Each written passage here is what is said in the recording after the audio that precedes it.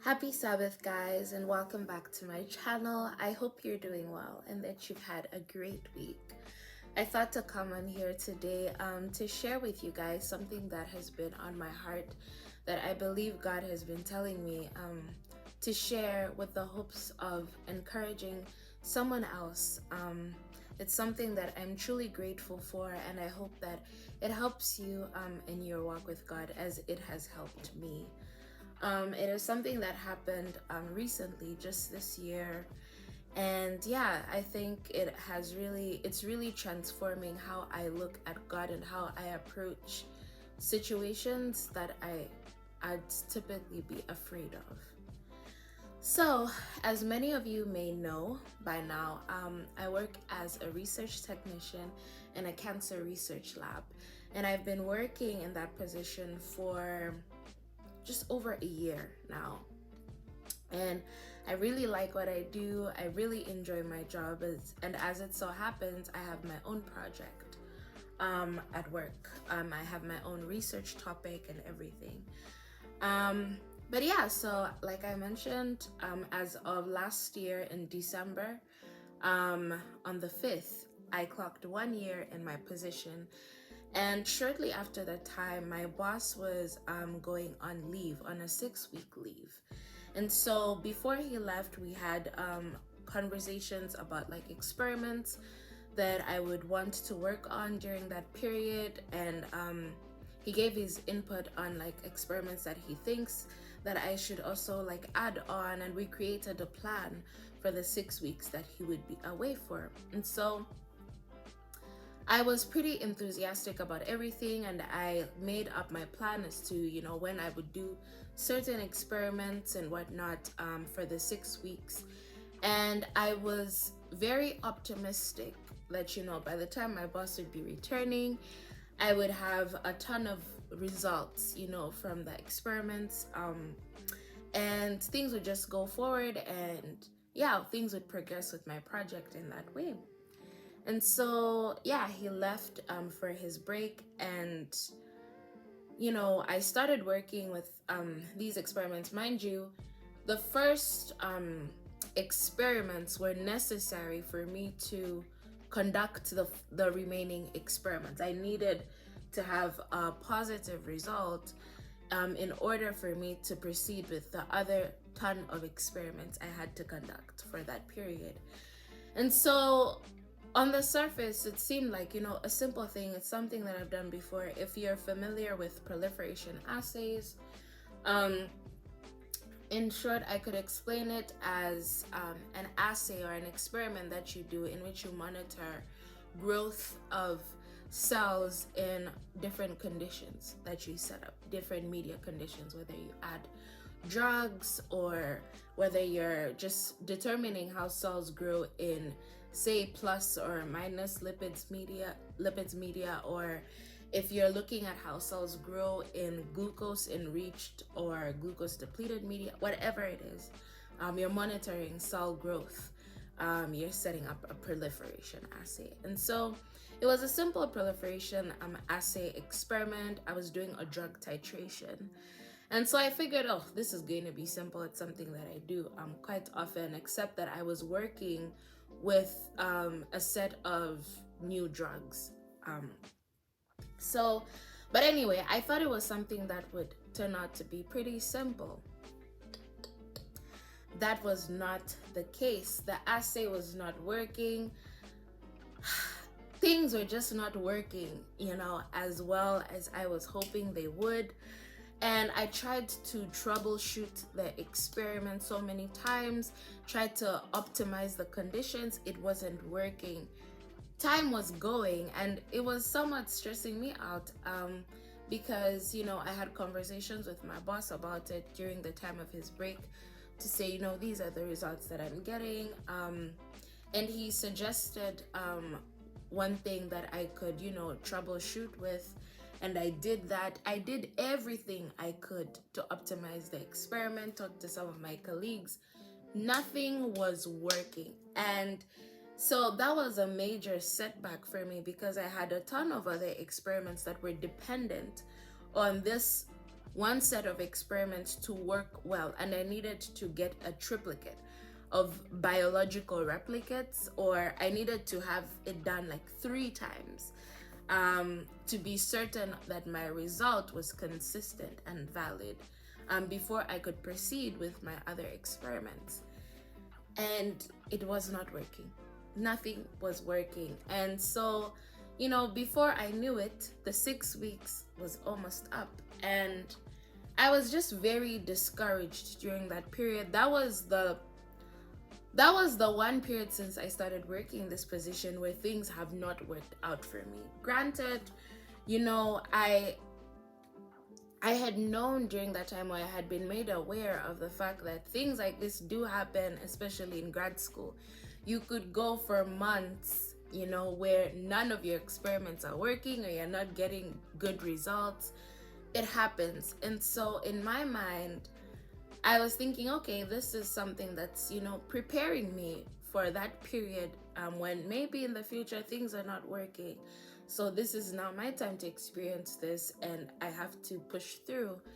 But a part of me was just disappointed that, my boss would be returning, from his leave to find that, none of my experiments pretty much worked during the time that he was away. That in itself was disappointing.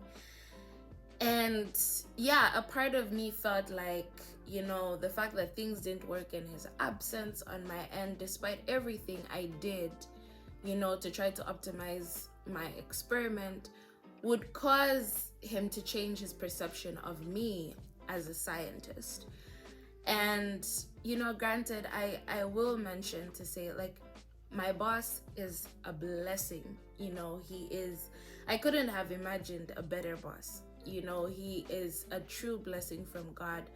My job in itself has been such an amazing blessing, from God, because it's much better than anything I could have imagined. And to have a boss as nice and as approachable as he is, I'm very thankful for that. But regardless of that, I was still afraid.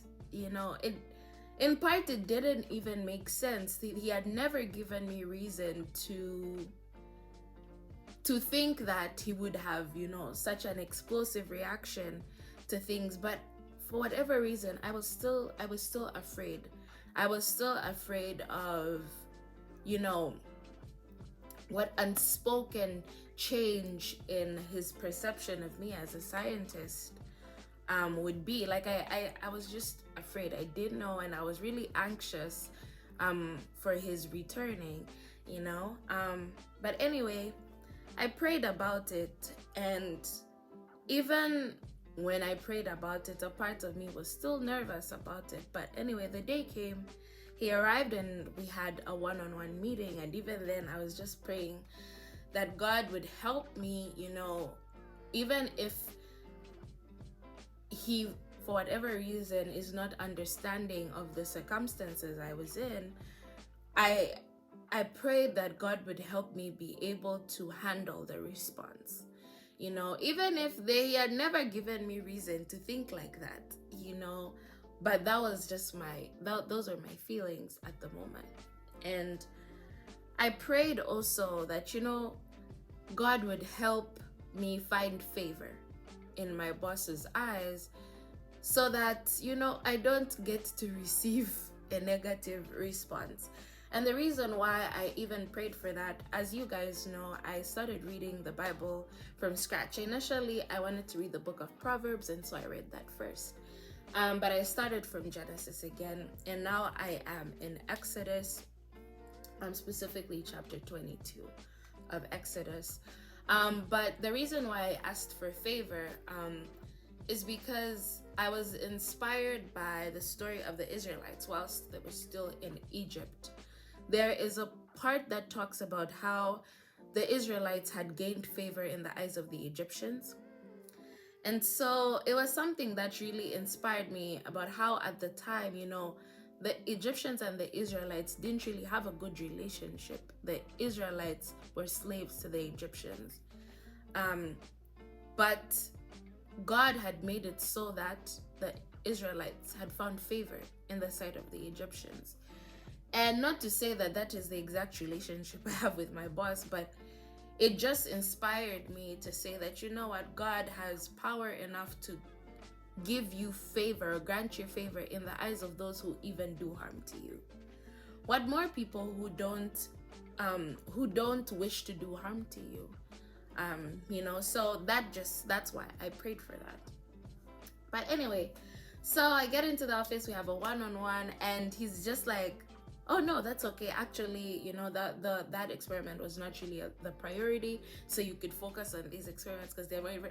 He just shrugged it off, which is honestly typical from, because like I said, my boss is such a blessing. He is such a good mentor, and boss. So yeah, he was just like, oh, it's not a priority, it's okay, it happens. So just focus on these other experiments and da da da. So I was like, oh, I was so grateful for that. It definitely helped alleviate, that stress from me. But yeah, so started to move on. Just shortly after that, my boss comes to find me over lunch, and he asks me, he says, oh, we're gonna have rotation soon for the graduate students, because where I work is also attached to a grad school. And so he said, yeah, we're gonna have rotation soon, and I was wondering if you would be okay with like mentoring a graduate student. I said like, yeah, sure, I'm definitely fine with that. I'd be happy to. He's like, oh yeah, I just wanted to make sure you'd be good with that. And yeah, so that's great. I'll set that up. She'll be joining our lab in March. That was in February when he came back, and he asked me early February, and he asked me about that. I was in shock. I really was in shock because, like I had mentioned earlier, since I started working in my current position, I haven't had a period as difficult or as unproductive with respect to just like getting good results as I did then. That was my worst period, since I started working. And so for that to be followed up in the moment of me thinking, you know what, I don't know what's going on, a part of me started to even question myself, my skill set, and my confidence. The fact that right in the midst of me thinking, oh, right after the worst period, my boss then asked me to mentor a grad student. I was so humbled. In that moment, my initial thought was, wow, God. Wow. Even now, I'm so amazed by that, because but I was also just thankful that, that period, that 6-week period, the fact that things didn't work out, it's like, yeah, my boss understands. He went through grad school, he went through all that. Probably had periods like that where things were not working. But it's also just like, it made me feel like God really had answered my prayer. But in addition to that, it just shocked me how that 6-week period was not sufficient to erase any confidence, my boss had in me in terms of what I could deliver, as well as me being able to show that to someone else. It really touched me, and I really thanked God for that, because it was something I never expected, at all. And it really comforted me and made me feel like, you know what, God, you really do have my back, and you really are here to also just reaffirm me. Say like, yeah, don't lose your confidence. You have me to rely on. You have me to count on, and I will defend you. So fast forward, the month of February goes by, and in that period, I have another set of experiments that is just not working. It was not working. So this was a kind of experiment that I was doing to re-express a wild type gene in knockout cells. So knockout cells are cells in which, like, you have genes, you have your DNA. You could use a method called CRISPR to delete or eliminate a certain gene so that it is no longer present, or you make it inactive. Knockout, you delete a certain gene, so whatever your cells don't have that gene present, but you could re-express that specific gene that was deleted in those cells through a technique called, this was the technique I was using, through a lentiviral transfection. I will not get into the nitty-gritties, but anyway, I was trying to re-express a gene in my cells, and it was just not working. And I could tell that because typically you use an antibiotic for which you do a selection process. So the cells that remain alive, or the cells that keep growing, to say, oh, they have the re-expressed gene, because the plasmid typically has a part that codes for resistance to a certain antibiotic. So if you add that antibiotic onto your cells and it kills certain cells, but some still live, you know that they successfully got the plasmid. They are re-expressing, they're expressing that plasmid or that gene that you desire. And it was not working. Like, all the cells were growing, which you don't want, and so I tried to determine whether this would happen in actual wild type cells with that antibiotic. Would they die for this particular cell line? They were not dying, and I couldn't understand. I spoke with my workmates, I spoke with the research scientists, asked, I don't understand what's going on. No one had an answer for things. And at the time, I was just like, I really don't know what's going on. I can't make sense out of it. I talked to my boss about it, eventually. And at the time, I had already tried different concentrations. I had really upped the concentration of the antibiotic I was using way beyond what literature suggests. The cells were not dying, which didn't make sense to a lot of people. It didn't make sense to me. It didn't make sense to the scientists. It didn't make sense to my boss.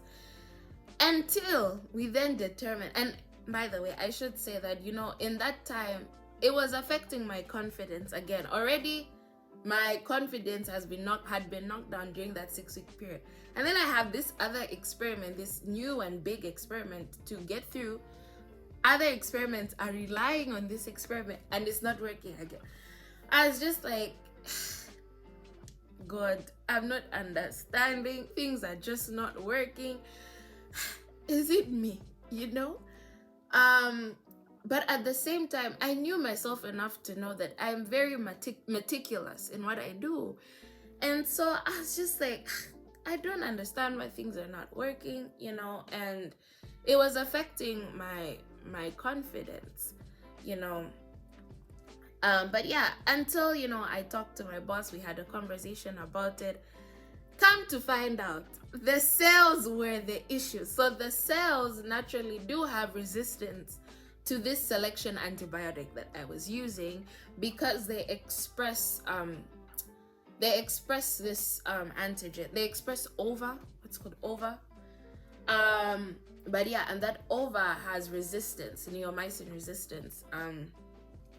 And so I was truly thankful, because it was such a huge sigh of relief to know that, okay, it wasn't something I was doing. It was something to do with the cells. No matter what I could have done, it would not have worked. So just having that realization to say, oh, the cells already have resistance to this, so we need to approach this differently, was really great. But already my stress levels were up here, because I was just like, okay, things are not working out and no one seems to know why, but I was glad that was resolved. Unfortunately, it really felt like a lot of these things were happening back to back. And right after that, I believe the week after that, was last week actually, when my mentee was starting in our lab. Now, this past week, my mentee was starting on a Monday.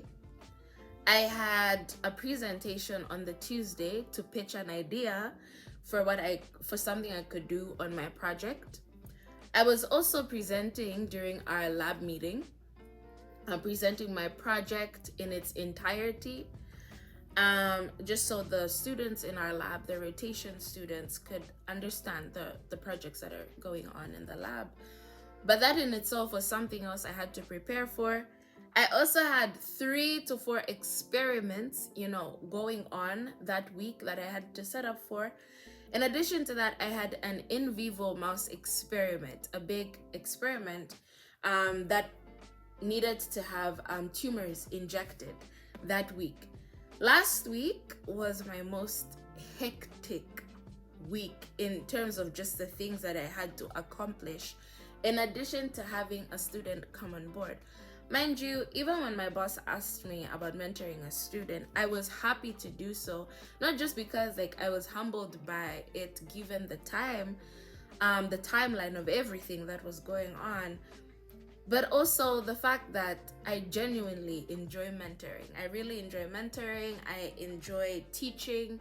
There are things that just bring me so much joy and satisfaction. And so, yes, I was really looking forward to the students starting, but just with everything that had been going on so back to back, and the demand of the tasks that I had that week, I was feeling really anxious about everything. I really didn't know if I could meet the demands of the challenges.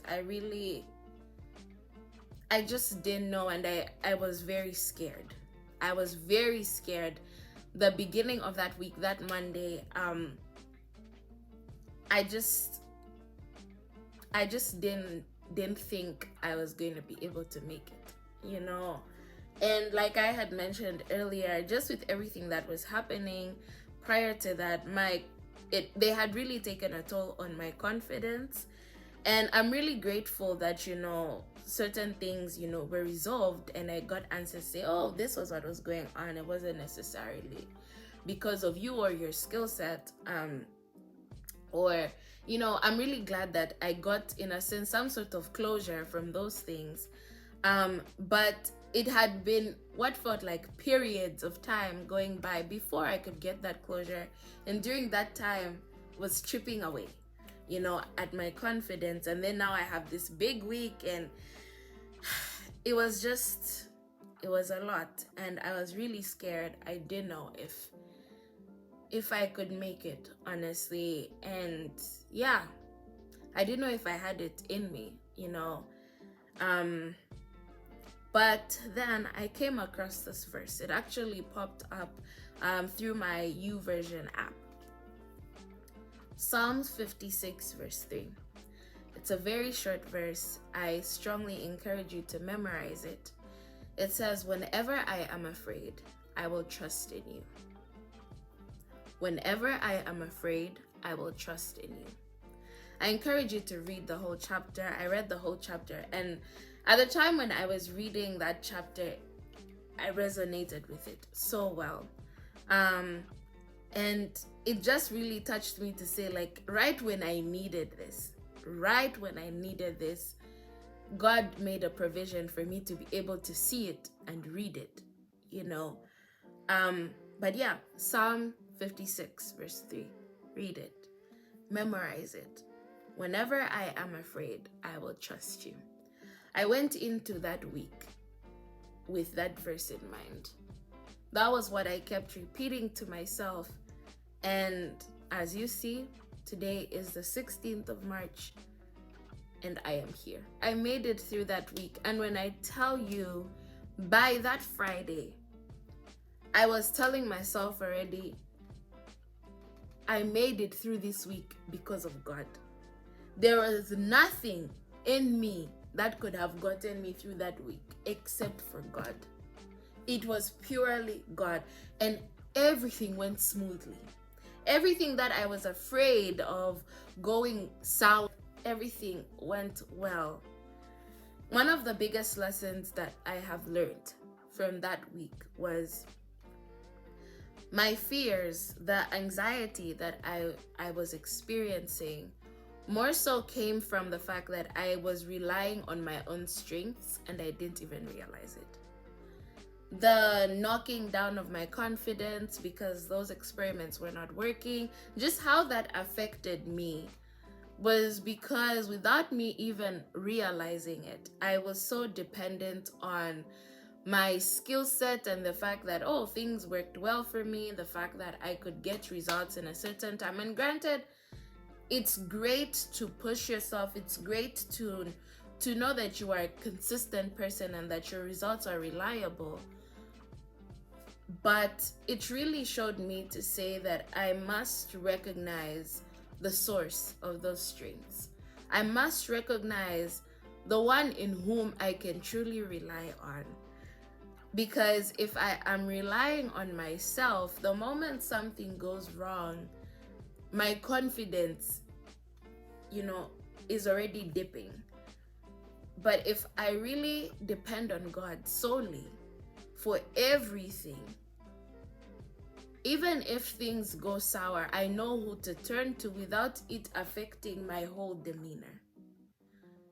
And that was such a huge, huge lesson to me, even coming into this week. That's right. This week was lighter.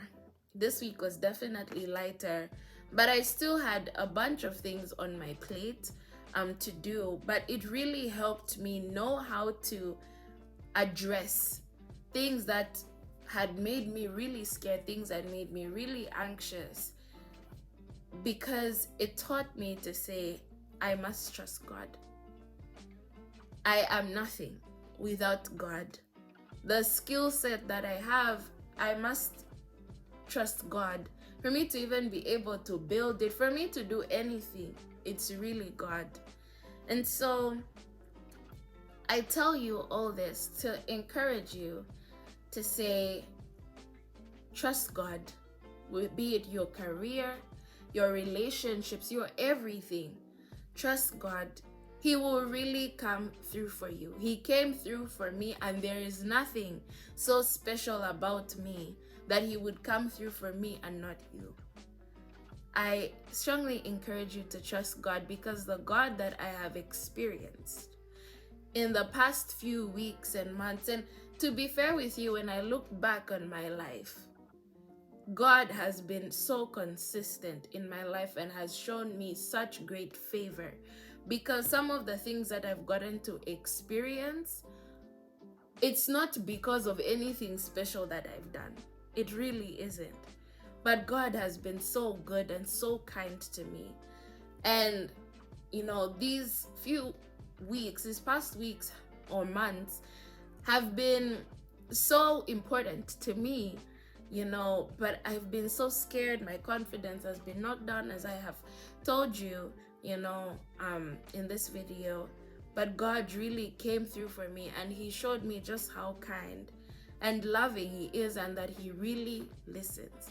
He really listens to my prayers. Another thing that I will share with you that I've noticed. So I may have mentioned in a previous video about how I have started scheduling my time when it comes to dedicating time with God. So in the mornings, I believe I have the time block from 5:30 to 6 a.m. That is my devotional time. In the evening, I have the time block from 8:50 p.m. to 9:20. The evenings, I would say, is my more consistent time. There are times in the mornings when I'm just so tired, I'm unable to get through a devotion in the morning, or to wake up in good time to have a devotion in the morning. But what I do my best to do is, even if I don't have it in the morning, I have to have devotion in the evening, And I'll be honest with you, there are times I've fallen short with that. But one thing that I have noticed is, when I consistently started with my devotions, I started first with the evenings before I even set up a time in the morning. And so I set up from 8:50 to 9:20. 8:50 to 9:20, I'd have that as my praise and worship time, as well as my devotion, where I just read the Bible and I have my book and I, write out what I'm learning and the things that I'm reading and whatever I want to memorize. I have that time block. When that time would come, and I'm sorry, I'm saying all these things at a time. One thing that I make it a point to do when I am having my devotion time is I pray for the Holy Spirit to fill up my apartment, to fill up this space, and I pray for the angels of God to surround my apartment, the complex, everything. I ask for practically heaven to come down and for God to really be with me, to really help me understand what I'm reading and get out of the Bible what God intends for me to get out. I always pray for that whenever I have my devotion. And so, in my mind, I'm thinking, okay, this is my time, 8:50, 9:20. I have to stick to 8:50, 9:20. What I did not realize, funny enough, is that God also respects that time. Like the time that I ask for him to be, he also has it in mind to say that 8:50 to 9:20 is a special time for me to spend with her. I'm sorry, I didn't realize this make me emotional, but I didn't realize that, that was something that God would also care about, to say this is time to spend with her. I literally feel it now. I don't know how else to explain that, but I literally feel the change in the atmosphere in my apartment at 8:50. No matter what I'm doing, if I'm running late, I literally feel the change in my apartment. And that was what got me to learn to say God really respects my time. He respects the time that I say 8:50 is the time that I've put to spend with you, and he makes his presence known. That really touched me, because I was like, wow, a God so big would take the time to say, he really listens, you guys. He really listens. So I strongly encourage you to take this seriously. Take God seriously. Make it a point to really start working on your walk with God. I am learning the characteristics of God in that he is truly kind. He has been very kind to me so far. I have not been disappointed in that regard. But he also respects my time that is a gift from him, in fact. But he respects it, and he listens. I have no reason to be afraid, because he has shown time and time again he's got my back. So I really had it on my heart for some days now. I think since last week, end of last week, which is when a lot of this stuff happened. I've had it on my heart to share this message with you. And so I really hope that it brings encouragement, especially to any one of you who may be feeling afraid. You may be feeling scared that you wouldn't be able to rise up to the occasion, or you feel alone, but God really does come through and you are not alone. You don't have to face whatever you're facing by yourself. God will help you. He will strengthen you, and he will get you through whatever it is that you're going through. Whenever I am afraid, I will trust in you. Psalms 56, verse 3. Please memorize that. Please memorize that and have it engraved on your heart, because it has really, truly helped me. I hope that you enjoy the rest of the Sabbath and that you have a great start to your week. And I am truly praying for you guys Whoever is watching or listening to the sound of my voice, I pray for you that God really shows up for you in this moment of your life. I pray that God helps you through whatever it is that you may be going through, whatever fears you may have, whatever doubts you may have. I pray that God makes his presence known to you in your life. Take care, guys. Bye.